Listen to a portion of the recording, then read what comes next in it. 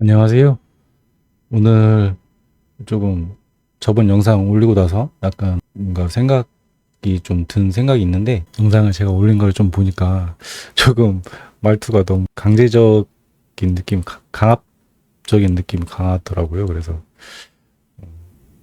굳이 저도 그럴 필요가 없고, 굳이 여러분도 그런 뉘앙스로 영상을 보실 까닭이 없는데, 제가 너무 흥분을 많이 한 것 같더라고요. 그래서 지금 비트코인 가격이 좀 많이 올라가다 보니까 제가 뭐가 잘난 게 아니고 비트코인 가격이 올라간 건데, 거기에 좀 편승해서 좀 거만해졌는지 여러분을 좀 가르치려고 그런 태도로 보인 것 같아요. 그래서 먼저 죄송하다는 말씀을 드리고, 이제 그 영상은 계속 이제 뭔가 내용이 있으면 올리려고 하는데, 그 내용은 앞으로 약간 어, 어떤 맛있는 음식을 제가 먹고 나서 후기를 남긴다는 그런 느낌으로 하려고 하거든요. 그래서 여러분들이 제 리뷰 보시고, 아, 제가 저 음식을 먹었는데 맛있게 먹었나 보다, 이렇게 생각을 해보시고, 나도 먹어볼까 하면 이제 비트코인 사시면 되고, 아니실 수도 있으니까요. 그래서 좀, 시간의 지평을 좀 넓게, 길게 가져가려고 하거든요.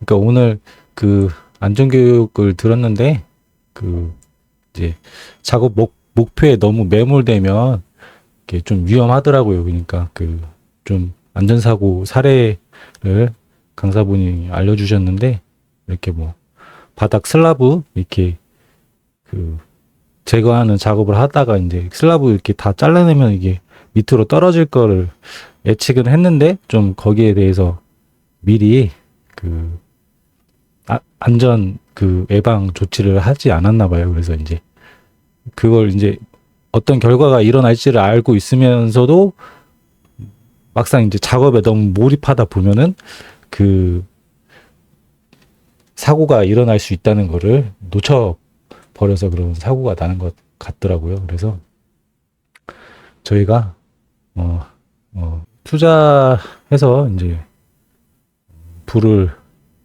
일구는 게 이제 하나의 목표긴 하지만, 너무 거기에 매몰되면 또 여러분도 너무 거기에 매몰돼서 또 알트코인으로 간다던가 그러면 마르르 무너질 수가 있잖아요. 그래서 기본부터 좀 탄탄하게 뭐 마음가짐이나 뭐 일상생활에 충실히 하는 거나 뭐 그런 부분들을 항상 점검하고, 그러면서 이제 비트코인을 꾸준히 매수하면 좋을 것 같다는 생각이 들더라고요.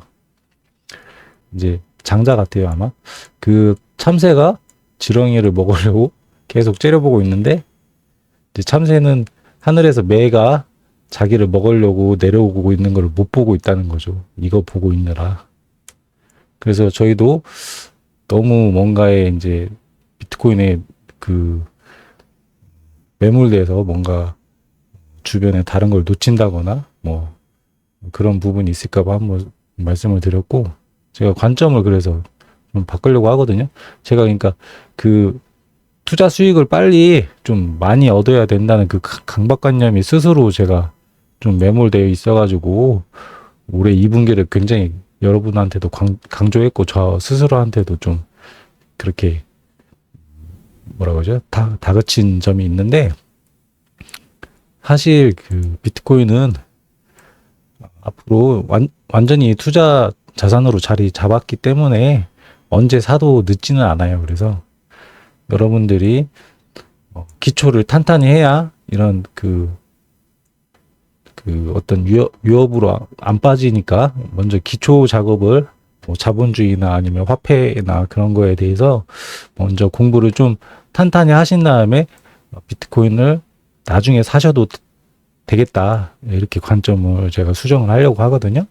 그래서 먼저 비트코인 공부가 선행되고, 그 다음에 아니면 하시면서 좀 먼저 사시고 공부하셔도 되고, 그거는 취향에 따라서 그렇게 하시면 될 것 같아요. 그리고 이제 이런 관점이면 더 좋을 것 같아요. 그래서 이게 제가 봤을 때 이제 사람이 그 음식을 먹을 때도 배고플 때는 김치만 있어도 맛있게 먹고 배부를 때는 맛있는 소고기를 구워도 맛이 없잖아요. 그래서 비트코인을 살 때도 언제 사도 늦지 않고 언제 사도 항상 좋은 투자 방법이지만 이렇게 생각을 하시면 좋을 것 같아요. 이제 이게 비트코인 그 어떤 주기나 어떤 패턴상 저점은 좀 배고플 때니까 이때 사면 좀 맛있게 먹을 수 있다. 뭐 고점에 사도 되죠. 고점에 좀 밥 먹고 뭐 후식으로 뭐 먹을 수도 있으니까 고점에 사도 되는데 고점에 사는 건 좀 배부를 때 사는 거니까 생각보다 좀 맛이 조금 떨어질 수 있다. 이 정도 관념으로 접근하시는 게 좋으실 것 같다는 생각이 들더라고요. 그리고 이제 뭐 제가 올리는 영상이나 이런 것들은 그때그때 비트코인을 소개하려고 이게 맛있는 음식이라고 이렇게 여러분들한테 소개하는 하나의 전단지라고 생각을 하시면 될 것 같아요. 그래서 제가 저번 영상에서는 이제 오태민 교수님 정부에서 인플레이션 일으키는 그 좀 충격적인 내용을 먼저 소개를 해드렸는데, 근데 그 영상을 보다 보니까 저도 이 인플레이션 효과를 정확히 모르겠더라고요. 근데 찾아봤는데 지금도 솔직히 정확히 잘 모르겠어요. 잘 모르겠는데 일단 그 자료를 찾다 보니까 이 영상이 있더라고요. EBS에서 한 10년 전쯤에 만든 영상인가 봐요. 그래가지고 제목은 갚아도 없어지지 않는 빚의 비밀, 뭐 금융의 덫, 이 내용인데, 이 내용이 이제 금세공업자가 나와서 이제 은행가로 변신하는 그 과정이랑 이제 뭐 우리 현대 자본주의에서 이제 뭐 신용창조가 생기는 부분, 그런 거를 소개한 영상인데요. 내용을 제가 간략히 요약을 하면, 이제 17세기에 영국의 금세공업자가 이제 금을 안전하게 맡기려고 하는 수요 때문에 이제 보관을 대신 해주고 이제 금 보관증을 발행을 했대요. 그러니까 어떤 부자들이 금을 맡기면 이제 금 보관증을 대신 발행해 준 거죠. 근데 세공업자가 계속 금을 맡다 보니까 사람들이 한꺼번에 금을 찾으러 오지는 않는다는 걸 깨달은 거예요. 그래가지고 원래 자기가 보관한 금만큼만 금 보관증을 발행을 해줘야 되는데 사람들이 한꺼번에 찾으러 오지 않으니까 보관된 금보다 10배 많은 보관증을 발행한 거죠.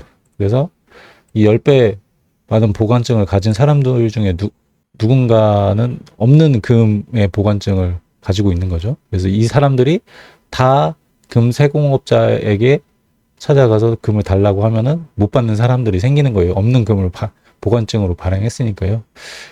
그래서 아무튼 이 사람이 이게 어떻게 보면 은행에 사는 일하고 비슷하잖아요. 예금을 막고 대출해 주는 거니까. 은행가로 변신하는 시기였고, 이제 금세공업자가 이렇게 갑자기 잘 나가니까 이를 알게 된 고객들이 다 찾아가서 아까 제가 설명드린 것처럼 이제 금을 찾아간 거예요. 그래가지고 이제 금세공업자는 파산을 했죠. 뱅크런이 일어나서. 이제 파산된 금세공업자를 이제 은행가로 변신한 거죠. 그 정도 수준이면. 예, 파산된 금세공업자를 정부가 찾아가서 이제 정부에서 돈이 필요했대요. 그래서 정부가 찾아가서 면허를 준 거죠. 면허가 어떤 면허냐면 가상의 돈을 찍어낼 면허. 이거 제가 말한 게 아니고 여기 이렇게 있어요. 영국 왕실은 금세공업자가 가상의 돈을 발행할 수 있도록 특별히 허가. 진짜로 이렇게 했다는 거예요. 다른 분들이 자꾸 비트코인을 가짜돈 그래서 누가 진짜 가짜돈인지 한번 봅시다 하고 이 영상을 소개해드린 거거든요. 이제 정부에서 이렇게 제안을 하고 대신 자기 말을 잘 들어야 된다고 이제 세공업자한테 당부를 한 거죠. 그리고 이 같은 영상에서 이제 다른 내용인데, 이게 진짜 돈이 뭔가 한번 저희가 생각을 해보자는 그런 뜻으로 소개를 해드리는 건데, 이제 보면은 이 섬에 이제 중앙은행 A랑 B랑 이제 C가 있는데, A가 이 섬에서 10,000원을 발행을 한 거예요. 이 서면에 이제 만 원이라는 돈이 있죠. 근데 이 만 원을 B에게 연이율 5%로 빌려준 거예요. 그러면은 B는 열심히 돈을 벌어서 1년 뒤에 중앙은행에 1,500원을 갚아야 되죠. 근데 문제가 있어요. 문제가 뭐가 있냐면 이 섬에는 10,000원밖에 없어요. 10,000원밖에 없기 때문에 이게 총 발행량이기 때문에 B는 아무리 열심히 일을 해도 500원을 구할 수가 없어요. 그래서 등장한 게 D예요. D라는 사람에게 중앙은행에서 또 500원을 발행해서 대출을 해줘야 돼요. 그러면 이 500원을 열심히 B가 뭐 돈을 벌어서 1,500원이 되면 갚을 수가 있겠죠. 근데 여기서 또 문제가 있어요. 이 D도 500원을 갚아야 되잖아요. 연이율 5%로. 그러면 이 D도 25원이겠죠? 25원이 더 있어야 이 D도 갚을 수 있을 거 아니에요. 동시에 갚는다면 물론 이게 그 대출이 좀 빚을 다 안 갚으면 시중에 돈이 있겠지만 동시에 다 갚아야 된다면 추가로 이 25원을 또 누군가 중앙은행이 발행한 돈으로 대출을 받아야 된다는 거죠. 25원을. 그래서 이걸 무한히 하다 보면 돈을 계속 찍어낼 수밖에 없는 거예요. 돈을 갚으려고 하면은. 그래서 이제 뭐 대출을 한꺼번에 갚거나 뭐 꼭 그런 케이스는 아니어도 이자율을 높인다는 의미 자체가 이렇게 이쪽으로 돈을 빨아들인다는 거잖아요. 더 많이 갚아야 되니까. 그러다 보면 마지막 어떤 약한 재정 상태라고 해야 되나요? 빚을 갚기 좀 어려운 사람이 좀 모양이 이상한데 이 사람은 파산을 하겠죠. 왜냐하면 시중에 돈이 줄어드니까 갚을 돈이 없잖아요. 돈을 구하고 싶어도 이 사람은 돈을 못 구해요. 그래서 부실 기업이라고 설명한 데도 있는데 아무튼 재정적으로 건전하지 않은 그런 분들은 구조적으로 파산이 될 수밖에 없어요. 시중에 돈 자체가 이 사람한테 갈 돈이 아예 없기 때문에 그런 거예요. 설명을 드리면 그래서 중앙은행은 계속 돈을 발행해야 된다는 거고 중앙은행에서 누군가 파산을 안 하려면 중앙은행에서 돈을 계속 발행해줘야 된다는 거예요. 중앙에서 발행을 하면 이 현상이 일어나거든요. 신용창조. 신용창조가 일어나면 여기서 말하는 가상의 돈을 찍어낼 면허를 받은 은행에서 시중은행에서 가상의 돈을 계속 찍어내기 때문에 중앙은행에서 발행한 돈보다 시중에 돈이 더 많이 돌게 돼 있어요. 그래서 만약에 중앙은행에서 100만 원을 발행하면 지급준비율이 예를 들어서 10%라고 가정했을 때 실제는 3.5% 정도 된다고 하는데 100만 원 발행했을 때 시중은행 A에서 이제 중앙은행에서 발행한 100만 원을 받아가지고 지급준비율 10만 원 놔두고 90만 원을 B기업에 대출을 해주잖아요. 그럼 B기업은 필요한 자금 10만 원 빼고 80만 원을 다시 시중은행 C에 예금을 하죠. 그러면 시중은행 C는 지급준비율 8만 원을 남기고 다시 D기업에게 72만 원을 대출해 줄 수 있어요. 그래서 여기서 계속 지급준비율을 뺀 나머지 금액들이 대출을 해주는 거기 때문에 가짜 돈이 계속 생기는 거거든요. 이거를 저희가 고상하게 부를 때는 신용창조라고 부르죠. 그래서 여기서 네이버에서 그냥 신용창조 치시면 여러 가지 내용이 나오는데 그래서 설명을 보면은 은행에서 1조 예금하고 지급준비율 2천억 놔두고 8천억 대출해주고 이 8천억을 이제 아까 제가 설명드린 거를 은행만 이렇게 놔두고 단순화한 거예요. 그래서 8천억을 다시 은행 2가 예금을 하고 지급준비율 놔두고 6,400원 대출해줄 수 있고 이 대출금을 은행 3에 6,400원 넣고 이렇게 하면은 4조 원이 된다는 거죠. 원래는 1조였는데. 그럼 누군가 3조를 갖고 있겠죠? 이 가짜 돈을. 그래서 한꺼번에 여기를 찾으러 가면 돈을 못 내주겠죠. 돈이 이만큼 없으니까. 3조만큼이 삘 거 아니에요. 1조의 돈밖에 없는데. 그래서 자꾸 비트코인 가짜 돈 하지만 비트코인은 들고 있으면 물론 이제 거래소에 있는 게 제가 거래소를 의미하려는 건 아니고 거래소가 진짜 이게 숫자만 있는 거냐 비트코인이 진짜로 있는 거냐 그런 의구심은 들 수가 있잖아요. 아무튼 비트코인이 개인 지갑에 있으면 자기 지갑에 있으면 그거는 가짜 돈이 아니에요. 진짜로 있는 돈이에요.